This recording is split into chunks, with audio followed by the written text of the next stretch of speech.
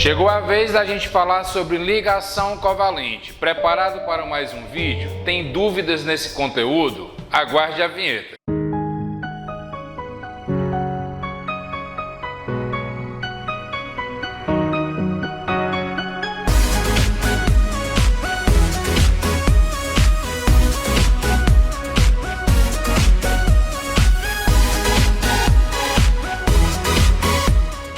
Olá, tudo bem? Seja bem-vindo a mais um vídeo aqui no canal Ao Encontro da Química. Vídeo este que trabalha aí o conteúdo de ligações químicas. É o terceiro de 5 vídeos que serão produzidos aqui no canal para tirar tudo quanto é dúvida sua sobre esse conteúdo. Mas antes da gente iniciar, já é inscrito aqui no canal? Se não for, aproveita para se inscrever e não perder conteúdos como esse, ok? Então vou reduzir aqui a tela. A gente vai falar hoje, como você viu na abertura, sobre ligação covalente. A gente já falou aqui sobre teoria do octeto, já falou sobre fórmula de Lewis. No segundo vídeo a gente detalhou aí o conceito de ligações iônicas e as propriedades que os compostos iônicos apresentam. E agora a gente vai falar sobre ligação covalente. Primeiro a gente começa aí com um conceito. O que é ligação covalente? Ligação em que todos os átomos dos elementos químicos compartilham seus elétrons a fim de ficarem estáveis. A gente viu na ligação iônica que ocorria uma transferência de elétron. Agora a gente está falando de um compartilhamento. Na ligação iônica a gente viu que ela ocorre entre um metal e ametal. Já no caso da ligação covalente a gente vai ver aqui 3 situações. A primeira, como você está vendo agora, ela ocorre entre ametal mais ametal. O segundo tipo seria envolver aí o ametal com o hidrogênio. E o terceiro seria hidrogênio com o hidrogênio. A gente está destacando aqui o hidrogênio porque ele realmente apresenta propriedades singulares, propriedades próprias desse elemento. Mas trata-se aí de um elemento que pertence ao grupo 1, mas que não é um metal. Certo? E essa ligação só ocorre nessas 3 situações devido a um fator, que é o que você vê aqui aparecendo na imagem agora: elevada afinidade eletrônica, ok? Tanto os ametais como o hidrogênio apresentam uma elevada afinidade eletrônica, então não existe aquela história de um perder para o outro. A solução, a explicação para esse tipo de ligação que ocorre entre esses elementos é exatamente o compartilhamento de elétrons. Nesse caso, os 2 elementos envolvidos aí numa ligação, eles se beneficiam desse compartilhamento e você vai entender melhor com essa imagem. O que a gente observa aqui nessa imagem? A gente tem aqui 2 átomos de cloro. Certo? Se você observar, o cloro de número atômico 17, ele vai apresentar 3 camadas eletrônicas. Na primeira camada 2 elétrons, na segunda 8 elétrons e na terceira 7 elétrons. Ou seja, o octeto aqui não está sendo respeitado, certo? O elemento não está estabilizado. Mesma coisa vai acontecer com o átomo de cloro à sua direita, ok? Então, qual seria a solução para que realmente esses 2 átomos chegassem à estabilidade defendida pela teoria do octeto? Compartilhar os elétrons. Observe aí nessa imagem que quando os átomos se juntam, a última camada de cada átomo passa a apresentar 8 elétrons. E isso só é possível devido ao compartilhamento desse par de elétrons, destacado aqui na imagem, como você vê aqui, faz com que cada átomo realmente se estabilize com 8 elétrons nessa última camada. Nessa outra imagem, você vê aqui em destaque só a última camada eletrônica. Quando se fala em ligação química, só a última camada, a camada de valência é o que realmente importa. Então, se você conferir a quantidade de elétrons que tem aqui, cada átomo vai apresentar realmente 8 elétrons, beleza? Tanto esse, o cloro aqui da direita, se você observar, realmente tem 8 elétrons aqui, como o cloro da esquerda. Pronto, entendido aqui do conceito de ligação química, que é o compartilhamento, mais especificamente da ligação covalente, que é conteúdo aqui desse vídeo, Entendido sobre esse conceito de compartilhamento de elétrons, a gente vai aqui para algumas fórmulas, de representar essa ligação. Se você observar aqui nessa imagem, a gente traz o conceito de fórmula eletrônica. O que é essa fórmula eletrônica? É exatamente a fórmula onde os elétrons aparecem. Você está vendo aqui a imagem dos dois cloros, cada um com sua quantidade aí de 17 elétrons, mas como eu falei há pouco, é interessante que a gente trabalhe só com a última camada, que é onde realmente ocorre a ligação, que é o que você vê agora.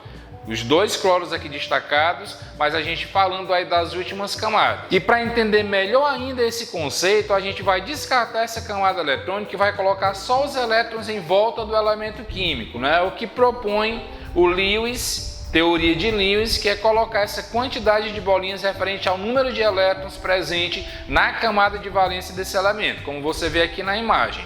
Cada átomo de cloro com seus 7 elétrons. Quando existe aí o compartilhamento de elétrons, a gente tem aqui esse quadrinho destacando o par de elétrons que foi compartilhado. Você está diante de uma fórmula eletrônica, onde todos os elétrons aí envolvidos ou não na ligação aparecem aí no teu composto, ok? Nessa fórmula de representação desse tipo de ligação. Uma outra maneira que a gente pode representar essa ligação covalente, trata-se aí da fórmula estrutural. O que vai ficar o que é que tem de diferente da fórmula eletrônica para a fórmula estrutural? Se você observar aqui nessa imagem, você viu que os elétrons que não participam da ligação não aparecem, certo? A gente vai falar apenas de elétrons ligantes, aqueles que realmente existem aí um compartilhamento. E onde houver um par ligante, ele vai ser substituído por um tracinho,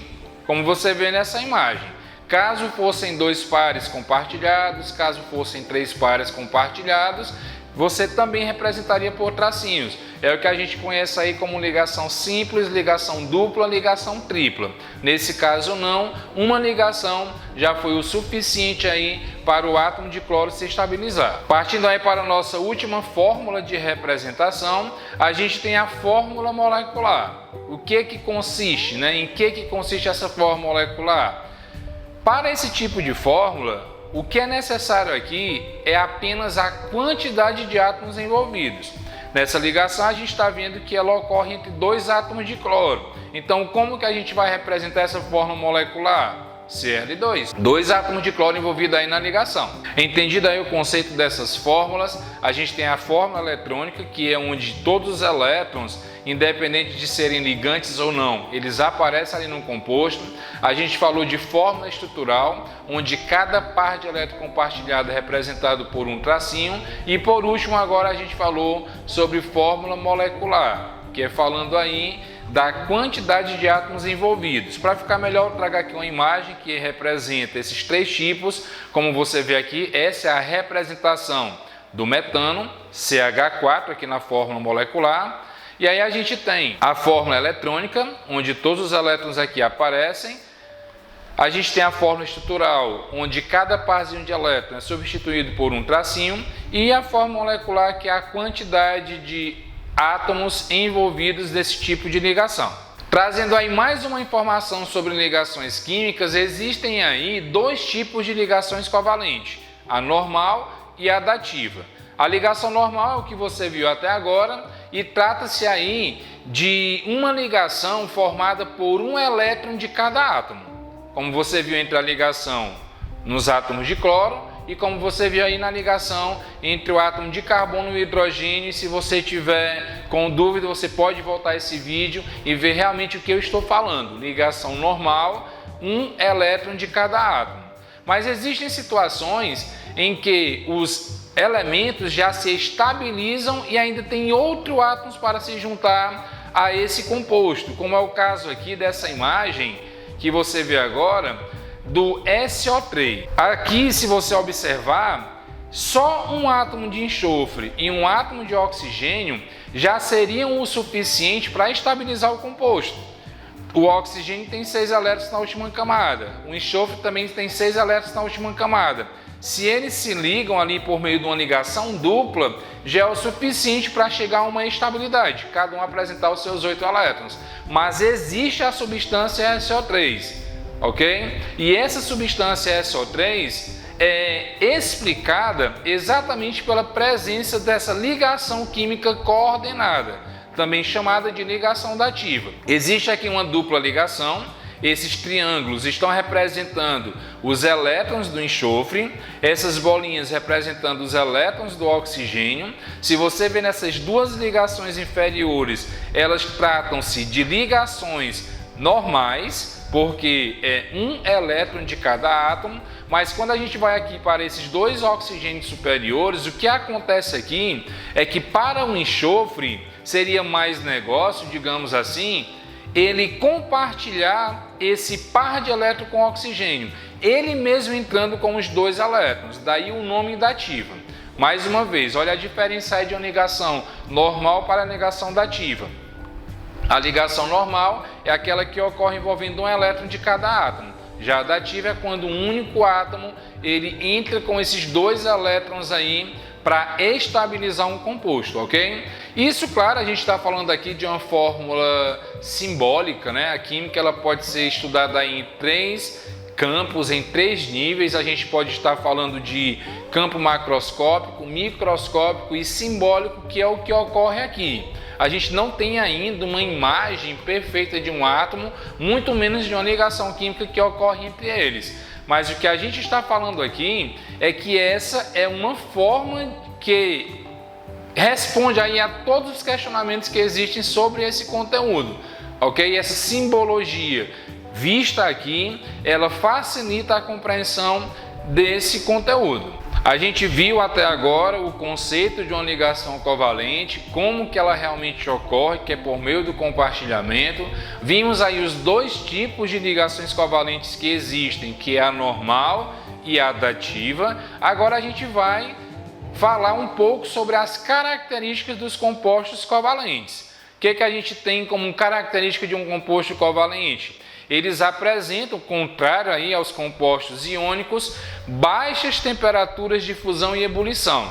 Ou seja, com temperaturas não muito elevadas, você consegue aí estar fazendo com que essas substâncias passem aí de um estado de agregação para outro, ok? Passando aí do sólido para o líquido para o gasoso. Outra característica de um composto covalente é a baixa condutividade elétrica. Claro, quando a gente fala isso, a gente tem aqui que fazer uma observação. Carbono-grafita ele é um ótimo condutor e ele é formado apenas por não metais, que é o caso, ele é formado apenas por carbono, para falar a verdade, certo? Mas, como via de regra, os compostos moleculares, com exceção aí do carbono-grafita, apresentam baixa condutividade elétrica. E por último, a gente destaca a parte da baixa tenacidade, facilidade que esse composto tem de quebrar, certo? Ser quebradiço. Levando em consideração, claro, que os compostos covalentes, diferente dos compostos iônicos que estão representados no estado sólido, esses compostos covalentes eles podem apresentar-se nos estados sólido, líquido e gasoso. Aí não tem como a gente falar de tenacidade, de quebradiço, quando essa substância está nesses estados de agregação líquido e gasoso. Essas eram as informações que eu queria trazer aqui para você nesse vídeo sobre o conceito de ligação covalente. Para encerrar, a gente vai aqui para a resolução de duas questões. A primeira, como você vê agora na imagem, qual das alternativas a seguir apresenta substâncias formadas somente por meio de ligações covalentes? A gente tem aqui 4 opções e dentre essas 4 a gente vai realmente ver qual delas apresenta compostos formados apenas por compartilhamento de elétron. Se a gente analisar aqui a letra A, eu até destaquei aqui nessa imagem o sulfato de potássio e o óxido de sódio, formados por metal e ametal. O sódio é um metal, o potássio é um metal, que está ligado aí a metais, e essa característica é uma característica de ligação iônica, certo? Dessa forma, não seria aí a nossa letra A o gabarito dessa questão.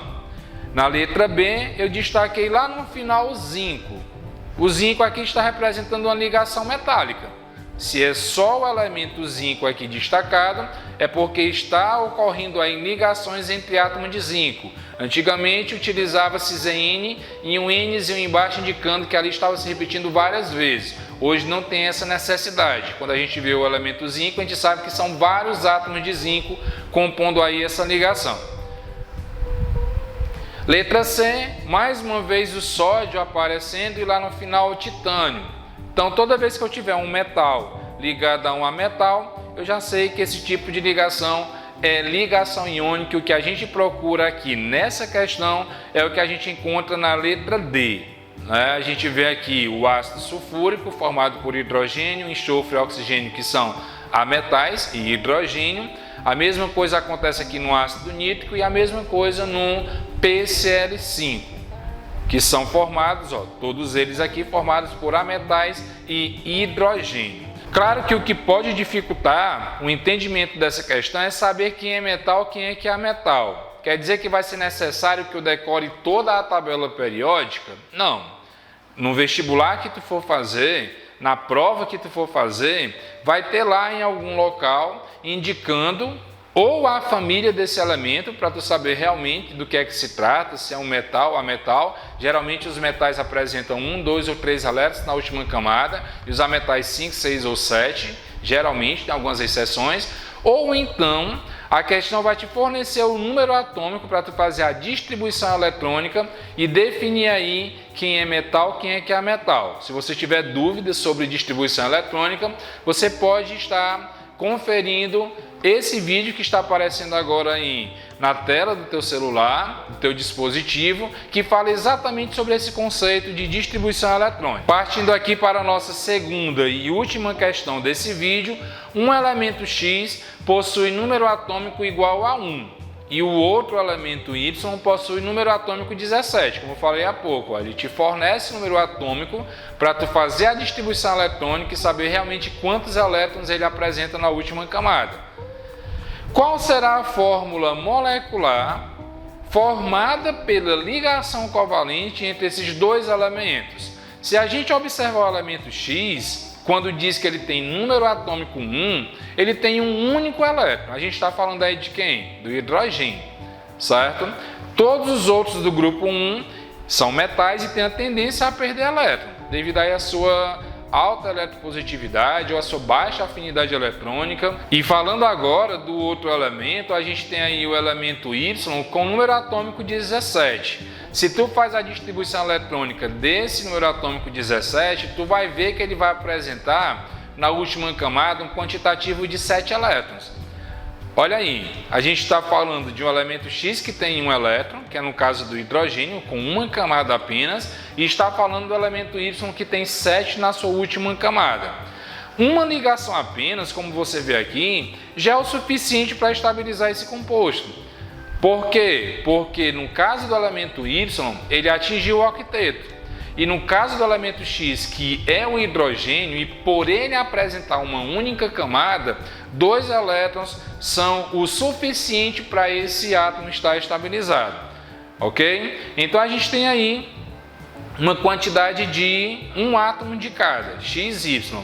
Só que a gente tem aqui, nas opções, a letra A, X2Y, que a gente já pode descartar, a letra B, XY, a letra C, XY2, descarta, e a letra E, XY2Y2, descarta também.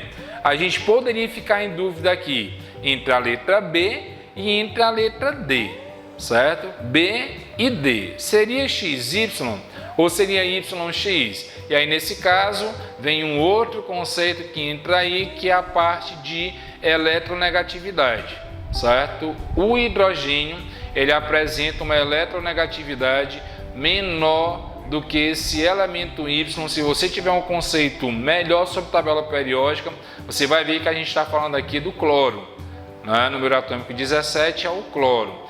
E aí, o gabarito dessa questão, né, respeitando essa eletronegatividade, se tu tiver dúvidas sobre isso, a gente tem vídeo aqui no canal também, esse que está aparecendo agora, que fala exatamente sobre essas propriedades periódicas. Falado isso, gabarito aqui da nossa questão, letra B. Espero que você tenha gostado desse vídeo sobre ligações covalentes. Se gostou, curte aí, compartilha com teus colegas que também estão estudando ou apresentam dúvidas aí nesse conteúdo. Aguarde aí que essa série ainda vai apresentar o vídeo 4 e o vídeo 5, tem muita coisa aí, né, pra gente falar.